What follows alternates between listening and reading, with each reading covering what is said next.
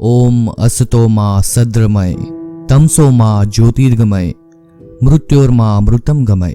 अर्थात हे ईश्वर, हमको असत्य से सत्य की ओर ले चलो, अंधकार से प्रकाश की ओर ले चलो, मृत्यु से अमरता की ओर ले चलो।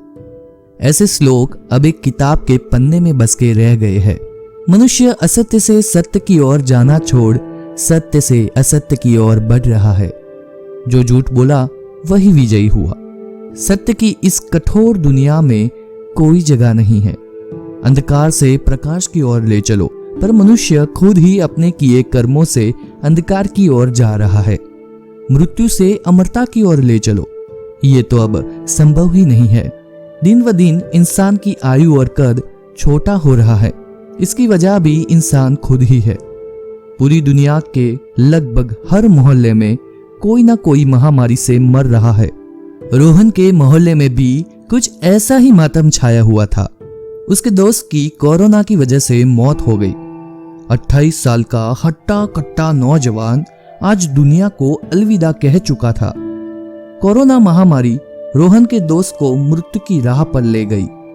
रोहन मन में दुख और दर्द लिए अपने घर की खिड़की के पास जाके बैठ जाता है। रोहन को उसके दोस्त के साथ बिताए लम्हे याद आ रहे थे। दोनों बचपन से ही साथ में ही पढ़े बले थे। स्कूल कॉलेज दोनों ने एक साथ ही किया। बहुत गहरी दोस्ती थी दोनों के बीच। दोस्त के बारे में सोचते सोचते रोहन को नींद आ रही थी। रोहन खिड़की के पास बैठे बैठे सोने लगा। उसकी आंखें बंद हो रही थी।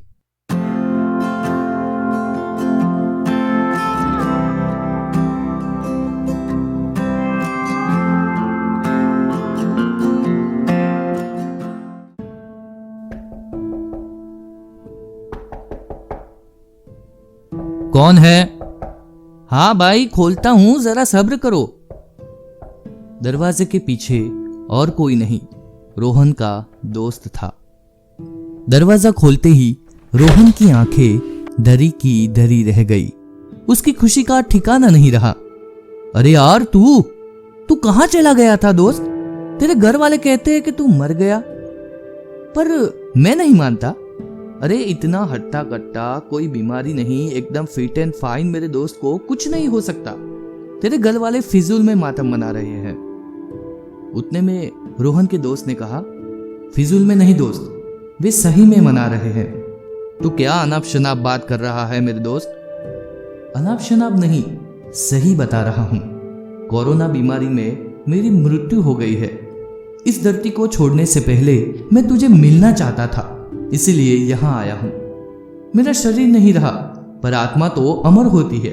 आत्मा कभी नहीं मरती, और तू ही मेरा एकमात्र सच्चा दोस्त है, तो तुझे मिलने चला आया। अरे यार, तू क्या बोल रहा है? मुझे तो यकीन ही नहीं होता। अरे यार, वो सब छोड़, मैं तुझे यहाँ कुछ बताने और समझाने आया हूँ, जिससे तेरी जान बच जाए। रोहन का दोस्त रोहन से बात करने बैठ जाता है।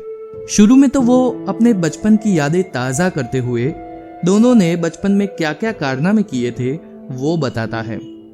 अरे रोहन, तुझे मालूम है, तू बचपन में हमेशा पीट के आता था, फिर मैं जाके तेरा बदला लेता था। हाँ यार, वो बात तो सही है, पर दोस्त तू मुझे वादा करके तू मुझे कभी छोड़ के नहीं जाएगा। नहीं यार, ऐसे संभव नहीं है। हर किसी को कभी ना कभी तो मरना ही है। पर यार, मैं तेरे बिना क्या करूंगा? किससे मस्ती करूंगा, किसके साथ खेलूंगा? अरे रोहन, तू वो सब छोड़ यार। तुझे याद है जब तू 2 साल पहले बीमार हो गया था? अरे यार, तू वो सब छोड़, पहले बता तू मेरे साथ रहने वाला है या नहीं? अरे रोहन, तू नहीं मानेगा। देख भाई, मेरी अब मृत्यु हो चुकी है। मैं यहाँ नहीं रह सकता, और सबको एक ना एक दिन तो जाना ही है। नहीं, तू मुझे छोड़ के नहीं जा सकता। वे संभव नहीं है रोहन, मुझे जाना ही पड़ेगा।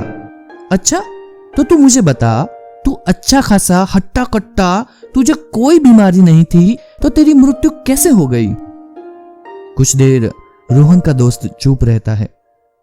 अरे बोल, बता आखिर क्या हुआ था? देख रोहन, मैं तुझे वही बात बताने आया हूं। तुझे तो याद ही होगा कि पिछले साल 2020 में पहली बार कोरोना महामारी फैली थी और फिर लॉकडाउन हो गया था। तब हमें कुछ नहीं हुआ था क्योंकि हम घर पे थे। जब लॉकडाउन खत्म हुआ तो मौसम की ताजगी लेने के लिए तेरी और बाकी सबकी ना होने के बावजूद भी मैं तुझे जबरदस्ती घूमने ले गया था। पूरी टूर में तू डरा हारा मास्क पहन के रखता और बार बार अपने हाथों को सैनिटाइजर से साफ करता, और उसका उल्टा मैं ना मास्क पहनता ना ही अपने हाथों को सैनिटाइज करता। पता नहीं क्यों, पर मुझे ऐसा लगता था कि मुझे तो कुछ हो ही नहीं सकता, मेरी इम्यूनिटी सबसे ज्यादा है। पर मैं गलत था दोस्त।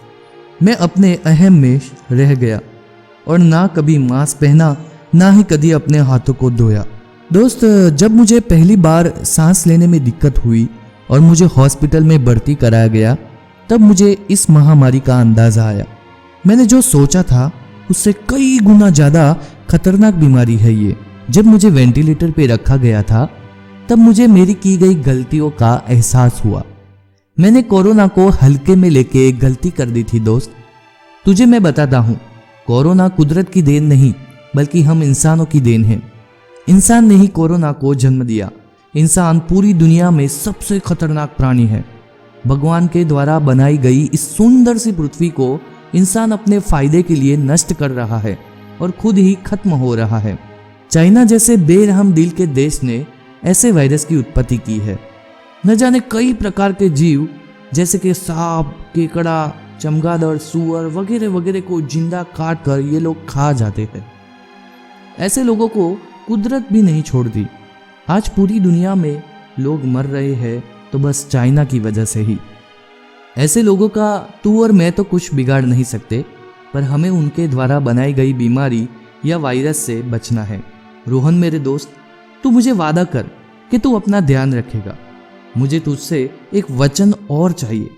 मैं चाहता हूं कि आजकल जो गौ हत्या हो रही है, पेड़ काटे जाते हैं, तू उसे रोकने का काम करे।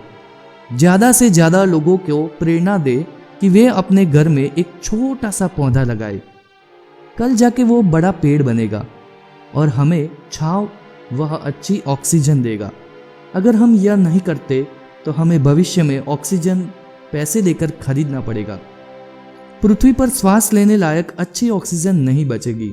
दुनिया में तो लोग लड़ते रहते हैं, पर तुम्हें पर्यावरण के प्रति जागरूकता फैलानी है।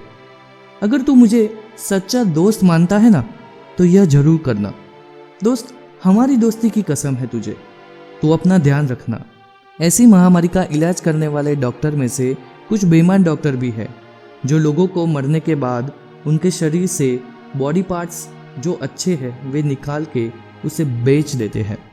इस दुनिया में कोई किसी के लिए नहीं है, पर तुझे सबका होना है। मैंने तो कुछ नहीं किया, पर मैं चाहता हूं कि तू कर। अगर हम सब एक होके प्रदूषण को कम करेंगे, ज्यादा से ज्यादा पेड़ बोएंगे, तो हमारी इम्यूनिटी खुद ना खुद बढ़ जाएगी। फिर कोरोना भी हमारा कुछ बिगाड़ नहीं पाएगा। चल, अब बहुत देर हो गई है, मुझे अब जाना पड़ेगा। अब कभी नहीं मिलेंगे दोस्त। अरे कहां जा रहे हो? सुनो तो सही। रोहन की आंखें खुल जाती है। वे अपने आप को वही खिड़की के पास बैठा देखता है। शायद यह एक सपना था, या फिर सपने में रोहन का दोस्त जरूर आया था। अरे लगता है मेरा दोस्त आया है, 1 मिनट आ रहा हूं मैं। रोहन खुश होकर भागता हुआ दरवाजा खोलने जा रहा है। उसे लगता है कि सच में उसका दोस्त आया है, लेकिन दरवाजे के पीछे कोई नहीं था।